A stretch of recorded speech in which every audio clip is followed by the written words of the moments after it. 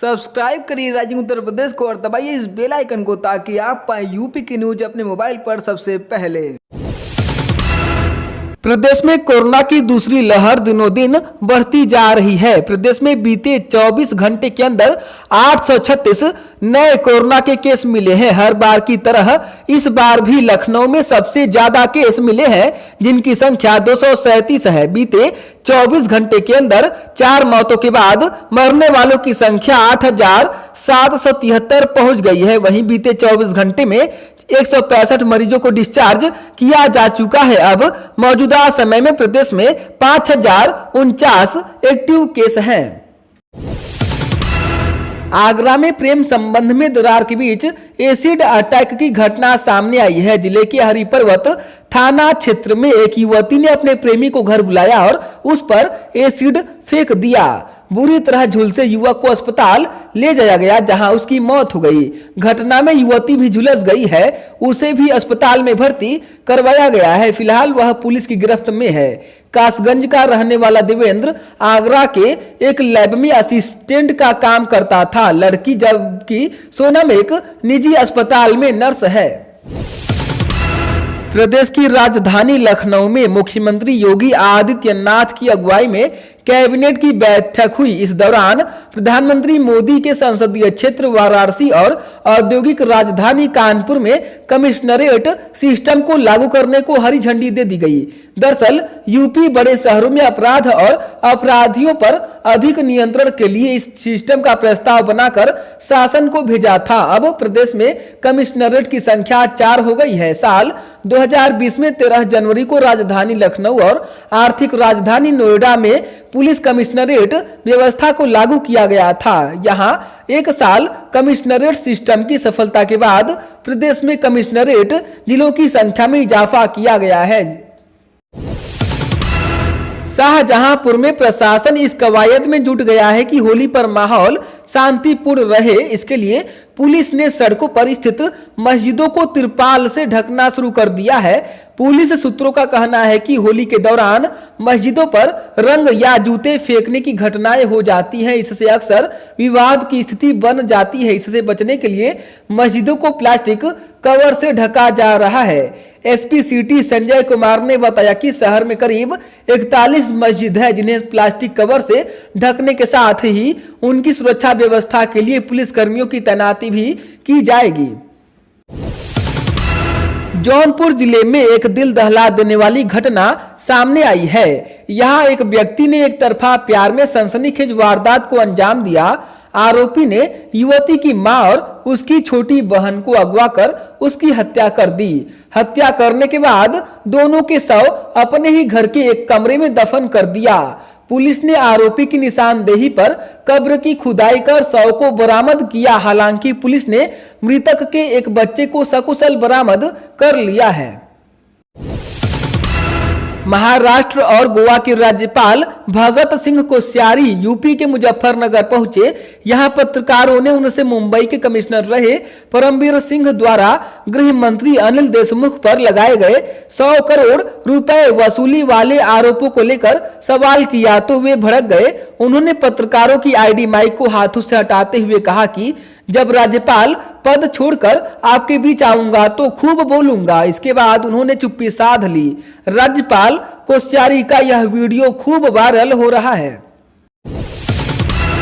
प्रदेश में अजान के बाद बुर्का पर प्रतिबंध को लेकर चल रही सियासत में अब माध्यमिक शिक्षा राज्य मंत्री गुलाब देवी भी कूद पड़ी हैं। उन्होंने संभल में कहा कि मुस्लिम महिलाएं बुर्का पहने या न पहने यह उनके मजहब का मामला है। लोकतंत्र में सभी को अपनी स्वतंत्रता का अधिकार है। देश में सबका साथ, सबका विकास और सबका विश्वास लेकर काम करने वाली सरकार है। सरकार सभी को विश्वास में लेकर बुर्का प्रतिबंधित करने का कदम उठाएगी। फर्रुखाबाद जनपद स्थित फतेहगढ़ केंद्रीय कारागार में एसटीएफ की स्पेशल टीम ने छापेमारी की। जेल के अंदर 3 कैदियों के पास से मोबाइल फोन बरामद हुए। इस दौरान ड्यूटी में लापरवाही बरतने वाले 3 जेलर वार्डर को तत्काल प्रभाव से निलंबित कर दिया गया। 12 मार्च को बाहुबली पूर्व सांसद धनंजय सिंह को नैनी जेल से फतेहगढ़ जेल में शिफ्ट किया गया था। औचक छापेमारी को धनंजय सिंह से जोड़कर देखा जा रहा है। आगरा में बुधवार को टोल प्लाजा चौकी में तैनात एसआई प्रशांत यादव की गोली मारकर हत्या कर दी गई थी। वे 2 सगे भाइयों के बीच विवाद सुलझाने पहुंचे थे, लेकिन छोटे भाई ने उन्हें गोली मार दी। जिले में यह पहला वाकया नहीं है जब खाकी के गिरेबान तक किसी अपराधी का हाथ पहुंचा हो। 1 दशक में 7 पुलिसकर्मियों की हत्या हो चुकी है, जबकि 8 घायल हुए। फिलहाल आरोपी पर पुलिस ने 50,000 का इनाम घोषित कर रखा है। उसकी गिरफ्तारी के लिए 10 टीमें दबिश दे रही हैं। Uttar Pradesh subordinate service selection commission की ओर से ग्राम विकास अधिकारी परीक्षा रद्द किए जाने पर कांग्रेस महासचिव प्रियंका गांधी वाड्रा ने योगी सरकार पर निशाना साधा है। प्रियंका गांधी वाड्रा ने सोशल मीडिया पर लिखा कि परीक्षा देने के बाद तारीख पर तारीख आती गई, हर एक तारीख ने पत्थर की तरह चोट किया, मगर मुख्यमंत्री के प्रचार में ही बहार है। प्रदेश के पूर्व मुख्यमंत्री एवं सपा प्रमुख अखिलेश यादव ने इलाहाबाद केंद्रीय विश्वविद्यालय की कुलपति प्रोफेसर संगीता श्रीवास्तव द्वारा अजान को लेकर की गई आपत्ति पर बड़ा हमला बोला है। अखिलेश यादव कौशाम्बी से लौटते समय रायबरेली में पूर्व कैबिनेट मंत्री मनोज कुमार पांडे के घर रुके थे। अखिलेश ने कहा कि अपनी नियुक्ति के समय ही उन्होंने यह समझौता किया होगा कि बाद में इस तरह के मामलों में वह अपनी आवाज जरूर उठाएंगी। त्रिस्तरीय पंचायत चुनाव को लेकर सुप्रीम कोर्ट के फैसले पर निगाहें लगी हुई हैं। नए आरक्षण को लेकर सर्वोच्च न्यायालय में दायर याचिका पर आज सुनवाई होगी। अंतिम आरक्षण अधिकतर जिलों में जारी कर दी जा चुकी हैं। जिलों में प्रकाशन के साथ ही निदेशालय में आज सूचियां उपलब्ध करा दी जाएंगी। अधिसूचना भी आज ही जारी होने की संभावना जताई जा रही है। योगी आदित्यनाथ सरकार होली से पहले 51,21,000 गरीब बुजुर्गों के चेहरे पर पेंशन की मुस्कान बिखेरने जा रही है। वृद्धावस्था पेंशन देने के लिए समाज कल्याण विभाग ने छात्रवृत्ति योजना के बचे 479 करोड़ रुपए पुनर्विनियोग से ट्रांसफर करा लिए हैं। इस रकम से बुजुर्गों के खाते में 3 माह की पेंशन यानी 1,500 रुपए भेजे जाएंगे।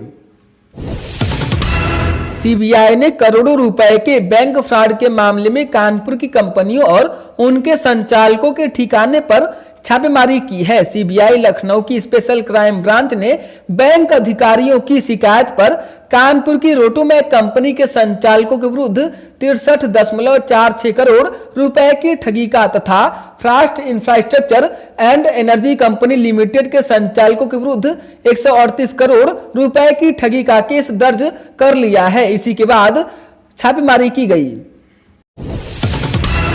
बीएसएनएल के होली धमाकी योजना में अब लोगों को 50 रुपए के नए सिम के साथ 9 वाट का एलईडी बल्ब मुफ्त मिलेगा। सिम लेने के लिए लोगों को बीएसएनएल कार्यालय जाने की जरूरत नहीं होगी। सिम मोबाइल वैन वार्डों में पहुंचकर उपभोक्ताओं को यह सुविधा उपलब्ध कराई जाएगी।